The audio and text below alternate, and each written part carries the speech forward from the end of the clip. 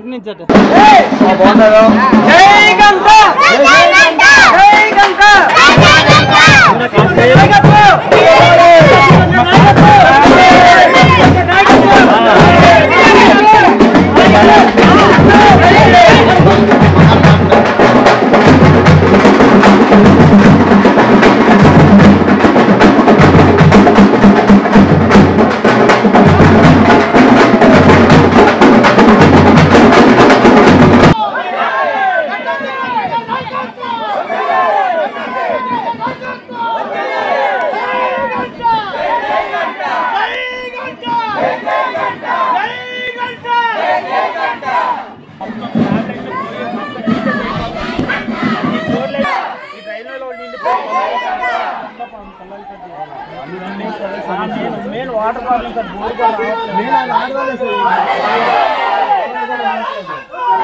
అందరికీ నమస్కారం అండి.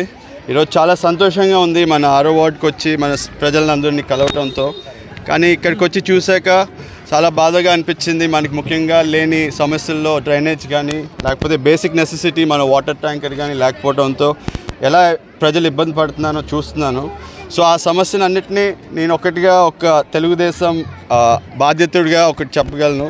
నెక్స్ట్ కానీ మనకి బాబు గారి సీఎం గాను, అలాగే మన పవన్ కళ్యాణ్ గారిని ఒక మంచి పొజిషన్లో గాను, అలాగే మన మోడీ గారిని పీఎం గాను అండ్ నాన్నగారిని ఇక్కడ ఎమ్మెల్యే అభివృద్ధిగా మీరు కానీ గెలిపించగలిగితే నేను గంటా రవితేజగా హామీ ఇచ్చి మన ఇక్కడ ఉండే ప్రజలందరి ద్వారా నేను అది చేపించి పెట్టగలనని కోరుకుంటూ మిమ్మల్ని అందరినీ ఈ ఒక్క ఓటును అనేది మనం భరత్ గారి ఎంపీకిను అలాగే మన నాన్నగారు గంటా శ్రీనివాసరావు గారికి మీ అందరికీ రిక్వెస్ట్ చేస్తున్నాను, సపోర్ట్ అడుగుతుంది. Thank you. 6వ వార్డులో గాయత్రినగర్లో ప్రచారానికి వచ్చాం. ఈ సమస్యలు ఇక్కడ వాటర్ సమస్య ఎక్కువ ఉంది, వాటర్ సమస్య, డ్రైనేజ్ సమస్య ఉంది. అలాగే ఇక్కడ అంగన్వాడీ సమస్య ఉంది. గుడి ఏదో గుడి కావాలన్నారు, ఈ ఏరియా గుడి లేదంట, గుడి సమస్య ఒకటి ఉంది. అన్నీ మా ప్రభుత్వం, తెలుగుదేశం ప్రభుత్వం సీఎం చంద్రబాబు నాయుడు సీఎం అయిన తర్వాత ఈ కార్యక్రమాలన్నీ మనం చేస్తామని, గంటా గారు ఎమ్మెల్యేగా మినిస్టర్గా అయిన తర్వాత ఈ కార్యక్రమం ముందు ఈ కార్యక్రమం ఇక్కడ జయప్రదం చేస్తామని కోరుకుంటున్నాం. అందరికీ నమస్కారం. ఈరోజు భీమిలి నియోజకవర్గం ఉమ్మడి అభ్యర్థి అయినటువంటి శ్రీ గంటా శ్రీనివాసరావు గారు తనలో ప్రచారంలో భాగంగా శ్రీ రవితేజ గారు మన 6వ వార్డు గాయత్రినగర్ ఇచ్చడం జరిగింది.